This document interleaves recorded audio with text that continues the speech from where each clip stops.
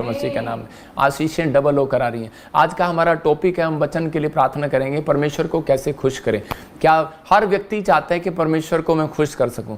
कोई किसी तरीके से खुश करता है, अलग अलग तरीके से खुश करते हैं। हो सकता है आप कोई भोजन सामग्री लेकर जाते हो, या चर्च में कोई दान लेकर जाते हो, कोई फल फ्रूट लेकर जाते हो, लेकिन हर तरह से खुश करने की कोशिश करते हैं। लेकिन मैं उन लोगों को बताना चाहता हूं कि परमेश्वर कोई वो मूर्ति नहीं है, परमेश्वर कोई लकड़ी का कोई भगवान नहीं है। परमेश्वर जो है वो इंसानों से भी बड़ा है। आप समझ रहे हैं कि नहीं? परमेश्वर आपसे प्यार करता है, लेकिन उन लोगों को ध्यान देना है अपनी लाइफ के ऊपर कि हम सही रीति से परमेश्वर को खुश कर पा रहे हैं कि नहीं। तो हम सीखेंगे परमेश्वर को हम कैसे खुश कर सकते हैं। अपने हाथों को उठाऊं। पवित्र आत्मा जी, मैं प्रार्थना करता हूं, आज का टॉपिक है कि परमेश्वर को हम कैसे खुश कर सकते हैं। पवित्र आत्मा जी, प्रार्थना करता हूं इनके ये जो वचन का बीज है इनकी समझ में आए, और जो सुन रहे ध्यान से इनकी जिंदगियों में 100 गुना फल आए, यीशु मसीह का नाम में, आमीन। बाइबल बताती है कि परमेश्वर को कैसे खुश करें। अपने आत्मिक जीवन को मजबूत करके। अपने आत्मिक जीवन को जब आप मजबूत करते हैं तो परमेश्वर का आत्मा जो है एक बात से खुश होता है कि जब परमेश्वर के लोग, परमेश्वर के बच्चे कह रहे हैं कि उसकी आज्ञा का पालन करते हैं। इसका मतलब जब परमेश्वर की आज्ञा का पालन किया जाता है तो परमेश्वर ने मूसा को कहा, अब मैं तेरे लोगों को आशीर्वाद दूंगा।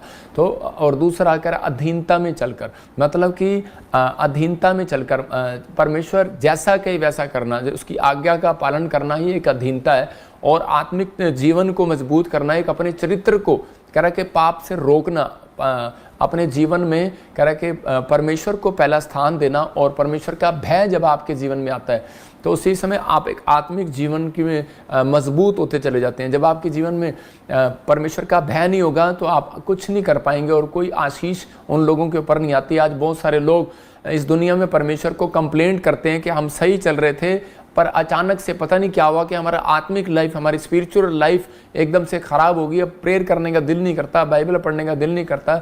याद रखना, आत्मिक जीवन सही नहीं होता तो आपके काम भी सही नहीं होंगे। याद रखना कि ये चीज़ें आपको अपने अंदर दिमाग में डालनी पड़ेंगी कि आपको एक टारगेट बनाना पड़ेगा कि मुझे अगर परमेश्वर से कुछ लेना है तो मुझे ये चीज़ करनी पड़ेगी। मैं नीति वचन पढ़ रहा हूँ एक बार आपके सामने, 3रा अध्याय कि जैसे माँ बोलती है बच्चे को कि अगर तू बेटे अगर पास होके दिखाएगा तो मैं तेरे को इस साल में साइकिल दिलाऊंगी, तो या फिर कोई मोटरसाइकिल दिलाऊंगी। तो परमेश्वर भी ऐसा ही है। जब आप आत्मिक जीवन में सही होकर चलते हैं तो परमेश्वर आपके जीवन में काम करना स्टार्ट करता है। तो यहाँ पर बाइबल बोलती है पहले वचन में, देखो 3रा अध्याय, उसमें लिखा है, मेरे पुत्र मेरी शिक्षा को ना भूलना, अपने हृदय में मेरी आज्ञाओं को रखे रहना। इसका मतलब अगर आप उसकी आज्ञाओं को मान लेते हैं तो यही है एक अधीनता में चलना कि मेरा बाप ये बोल रहा है मुझे यही काम करना है। तो परमेश्वर उसी समय खुश होगा आपसे। और उसी समय खुश होने के बाद क्या आशीर्वाद दे रहा है वो इसके अगले वचन में, पहले उसने आज्ञा दी और फिर वो कह रहा है कि फिर वो खुश। इसको मैं बताऊंगा कि आप ये सेकंड पॉइंट ये है कि आप अधीनता में चल रहे हैं। आप तो अधिक कह रहा है, उसमें लिखा कह रहा है क्योंकि ऐसा करने से तेरी आयु बढ़ेगी और तू अधिक कुशल होगा। कई लोगों को थोड़ा छोटा सा दाना भी हो जाता है, फोड़ा भी हो जाता है, कोई बीमार हो जाते हैं, समस्या में जाते हैं, कोई नुकसान हो जाता है, कोई प्रॉब्लम हो जाता है, तो उसी समय वो डर जाते हैं। शैतान उन्हें डराता रहता है कि तू अब लॉन्ग लाइफ नहीं जी सकता, तू बीमार पड़ गया, ये तेरे ऊपर कर्जा हो जाएगा, अब तेरा बिजनेस चलने नहीं पाएगा। परमेश्वर का आत्मा कहता है कि परमेश्वर अगर आपसे खुश है और अगर आपने परमेश्वर को खुश किया है तो कहता है कि आपको चिंता करने की जरूरत नहीं, तेरी आयु बढ़ेगी और तू कुशल से रहेगा और तू अधिक बढ़ता फूलता चला जाएगा। लेकिन अपनी जिंदगी के अंदर आपको एक काम करना है कि परमेश्वर मैं तुझे खुश कैसे कर सकता हूँ। हमेशा मूसा जो था वो आसमान की ओर गिटार जब लेकर बजाता था, मतलब कोई भी अपनी लकड़ी से लेकर कोई भी सारंगी बजा रहा हो, तबला बजा रहा हो, लेकिन उसका एक स्टाइल था, वो ऊपर देखता हुआ बजाता था। वो कारण क्या था? वो कारण ये था कि वो ऊपर कहता था परमेश्वर तू खुश रहे। वो अपनी ज़िंदगी में ये देखता था मैं क्या काम करूं जिससे मेरा परमेश्वर खुश रहे। तो परमेश्वर ने एक दिन उससे बात किया कि वही कहता कि तू स्तुति के गीत गा, धन्यवाद कर, या की स्तुति कर, या की तारीफ कर।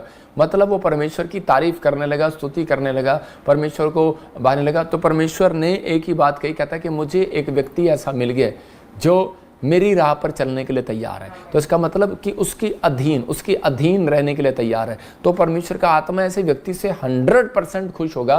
वो जल्दी नहीं मरेगा, याद रखना। और वो जल्दी कह रहा है कि ऐसा नहीं हो सकता कि वो डूब जाएगा, गरीब हो जाएगा अपने बिजनेस में। डरे नहीं, परमेश्वर का आत्मा आपके जीवन में कोई बड़ा काम करना चाहता है, क्योंकि वो बताना चाहता है कि लेव अवस्था 26:8 को हम देखते हैं, कोई शैतान आपकी आत्मिक लाइफ को खराब करने के लिए 2 तरह की आत्मा भेजता है। याद रखना, ये लिखा क्यों भेज रहा है वो, क्योंकि उसको मालूम है कि तुम कौन हो, तुम एक प्रेयर वॉरियर हो। कह रहा तुम में से 5 मनुष्यों 100 को, और कह रहा है कि 100 मनुष्य 10,000 को खदेड़ेंगे। मैं यहाँ पर आपको समझा रहा हूँ, ये एक लड़ाई की चर्चा बताई है कि ये इजरायलियों को युद्ध में बताया गया, लेकिन आप एक योद्धा हो। आपकी लड़ाई अब किससे है? मांस और लहू से नहीं है। आपकी लड़ाई उन संसारिक चीज़ों से है, उन संसार की शक्तियों से है, जो आपको कंट्रोल नहीं करने दे रही आपकी आत्मा को, जो आपको परमेश्वर को खुश नहीं करने दे रही। जो मैं कह रहा हूँ कि आप खीर पकौड़े ले जाओ, आप जाओ परमेश्वर के पास, पैसे ले जाओ, दान ले जाओ, परमेश्वर खुश नहीं होने वाला। मैं कह रहा हूँ खुश कब होगा? कह रहा है कि जब आप कहते हैं कि आत्मिक जीवन जिएंगे तो परमेश्वर आपसे खुश होगा। याद रखना। तो उसने कहा, कह रहा तुम में से अगर 5 मनुष्य, 5 लोग, कहता 100 लोगों को प्रार्थना करने वाले हो तो 100 प्रॉब्लम को खत्म कर सकते हो, किसी भी व्यक्ति की।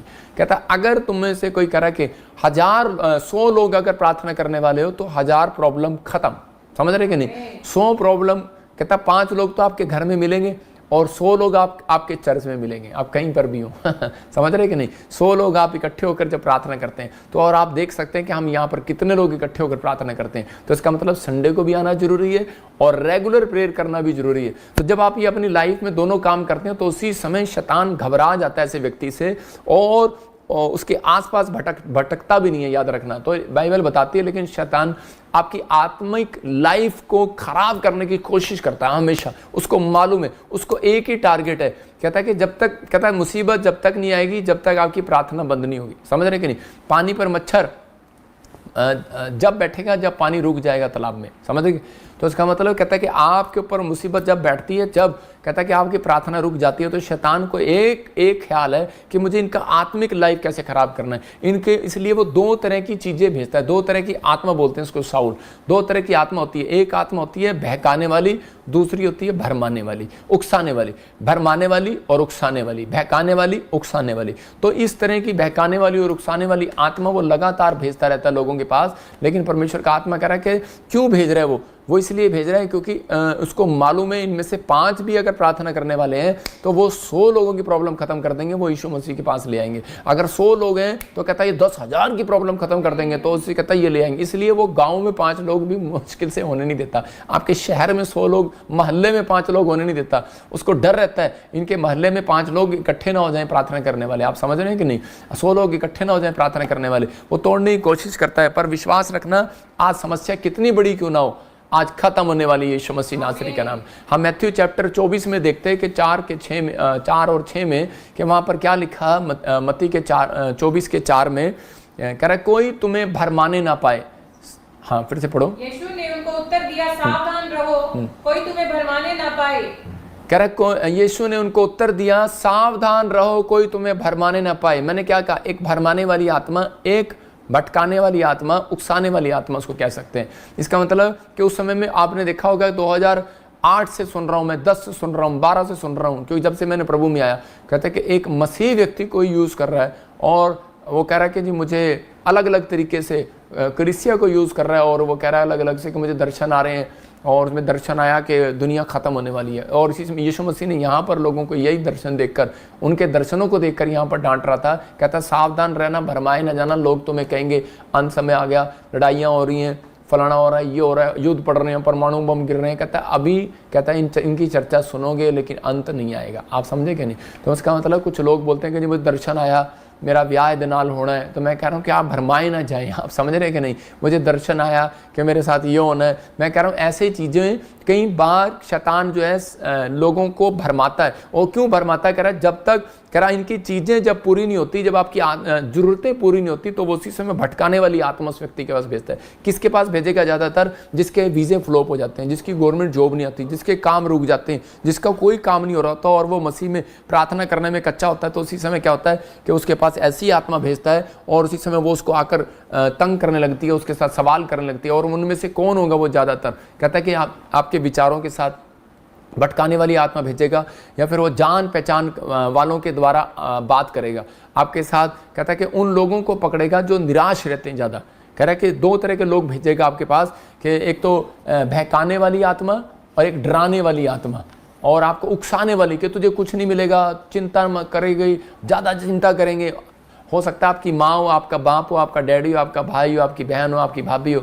ले उकसाने वाली आत्माएं जो होती हैं वो किसी को भी इस्तेमाल कर सकती हैं, लेकिन इसलिए परमेश्वर ने कहा कि प्रार्थना करना और अपने आत्मिक जीवन को संभाल कर रखना, ध्यान से रखना। कि कहता है कि प्रार्थना जो है, कहता है आपको आत्मिक जीवन तक ले जा तो सकती है कि आप लड़ सकते हैं, लेकिन आत्मिक जीवन पर कंट्रोल पाने के लिए आपको प्रार्थना करना पड़ेगा कि परमेश्वर के मेरा आत्मिक जीवन जो है, मेरा करैक्टर जो है, परमेश्वर ये खराब ना हो। और ये नहीं कि भाई आपने प्रार्थना कर ली और छोड़ दिया, उस पर जय आपको पानी है। क्योंकि मैंने यही वचन आपको पढ़ के बताया, उसने कहा करा कि अगर तू कृपा और सच्चाई तुझसे अलग ना होने पाए, इसी के 3 में नीति वचन में कृपा और सच्चाई तेरे से अलग ना होने पाए, मतलब परमेश्वर एक आज्ञा बता रहा है। अगर ये कृपा मतलब कि तू दया करना तूने और सच बोलना ना, अगर दया करना और झूठ बोलना, मतलब कि दया करना हमेशा, और अगर तूने झूठ बोलना छोड़ दिया और सच्चाई के साथ चला, दया किया, तो कहता है परमेश्वर मैं तेरे को एक ऐसा आशीर्वाद दूंगा, कहता है तू सबसे ज्यादा बुद्धिमान होगा,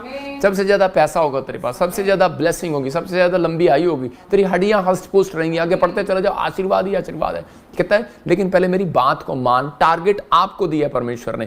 आप नहीं कह सकते परमेश्वर को परमेश्वर मेरी बीड़ी पीना छुड़वा दे, मेरे को जो है मेरी जो गंदी आदत है, मेरे बैड ड्रीम आते हैं, मुझे परमेश्वर बार बार ऐसे ख्याल आते हैं गंदे, उसको डांटना आपका काम है। यीशु मसीह ने उठा और उस तूफान को डांटा। जो आपकी जिंदगी में तूफान चल रहा है उसको प्रार्थना में आपको डांटना और हटना, उस स्थान से कंट्रोल करना अपने आप को। जब आप कंट्रोल करते हैं तो परमेश्वर का आत्मा कह रहा है, कहता है कि मैंने तो एक टारगेट रखा है। मैं बोलता हूं जैसे अपनी कंपनी में मैं मान लो बैंक मैनेजर हूं और उसे मैं कहूंगा कि इतने इंश्योरेंस करके लाना कि ताकि मैं तुम्हें इस साल में 60 लाख रुपए 1 साल का दूं, तो उसी समय और उसके साथ एक कार भी दूं और ये भी दूं, तो टारगेट है, तो उसी समय ज़्यादा काम करेगा। तो परमेश्वर भी एक टारगेट रखता है। कहता है कि जो व्यक्ति पवित्रताई के साथ चलता है, भक्ति के साथ चलता है, आत्मिक जीवन को स्ट्रॉन्ग करता है, कहता है कि वो कह रहा टुकड़े मांगते हुए, दाऊद बोलता है मैंने उसको टुकड़े मांगते नहीं देखा, मैंने धर्मी जन को एक भी टुकड़ा मांगते नहीं देखा। तो आपको समझ में आया, गरीबी नहीं देखोगे आप, ये अपनी जिंदगी के अंदर है। कहता है उत्पत्ति के 27 के 12 और 13 में लिखा कि याकूब की माँ जो थी वो अपने बेटे को उकसा रही थी, और उसको क्या उकसा रही थी, उसको कह रही थी क्योंकि इसहाक जो है बूढ़ा हो गया था और उसी समय उसने उसकी आंखें धुंधली पड़ गई थी, तो उसी समय उसने कहा कि मुझे आज मुझे एक स्वादिष्ट व्यंजन खाने का मेरा जी कर रहा है, और उसी समय उसने नॉन वेज मंगाया, और उसी समय उसने कहा तेरे बाप को बकरा पसंद है और तू ले आ।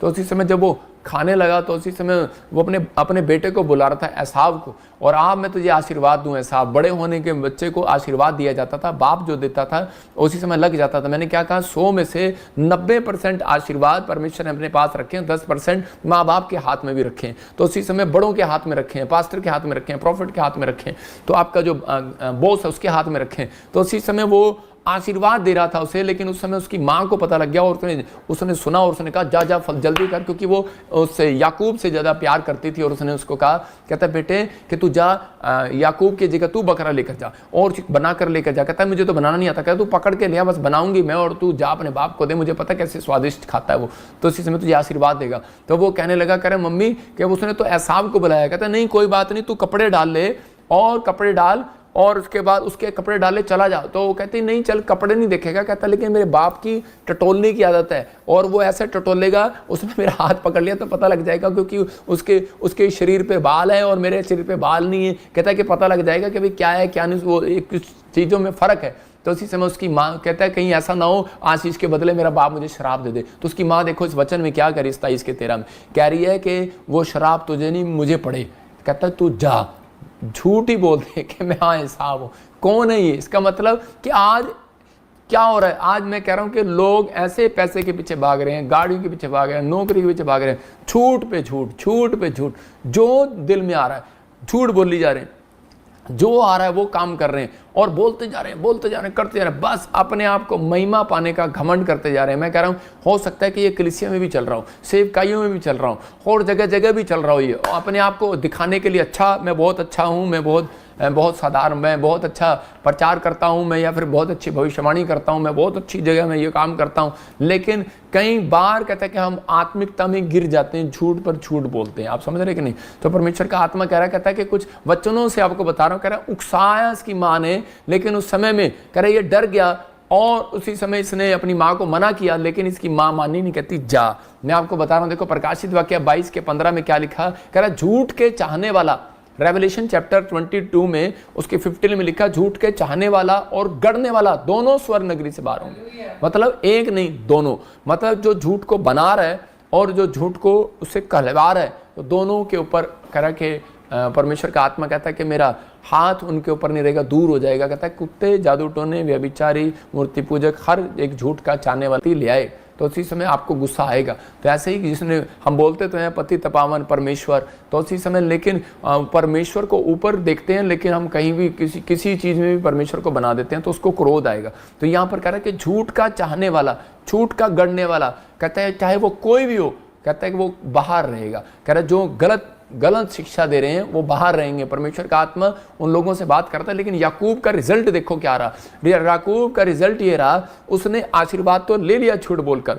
आज हो सकता है, कहता बहुत सारे लोग धोखे से करें कि वो दिखाने को कि मैं इसके चैनल से आगे निकल जाऊं, मैं इस मिनिस्ट्री से आगे निकल जाऊं, मैं उस पास्टर से आगे निकल जाऊं, मैं उस विश्वासी से आगे निकल जाऊं, मैं इस गवर्नमेंट जॉब वाले से आगे निकल जाऊं, मैं ज़्यादा धन कमा लूं, मैं इससे अच्छी गाड़ी ले लूं। आज लोग लगे हुए एक दूसरे की भागदौड़ में। लेकिन कहता है याकूब ने उकसाने वाली आत्मा ने जो उसको तंग किया, वो उसकी माँ के द्वारा किया और उसने वो कर दिया। और उसके बाद 7 साल तक उसका भाई उसके पीछे पड़ा रहा। देखो जंगल में भाग गया। बाइबल पढ़ो तो आप, मामा लोबान के यहाँ पर वो एक लड़की से शादी करना चाहता था, उसकी लड़की से, तो उसी समय क्या कर रहा था कि 7 साल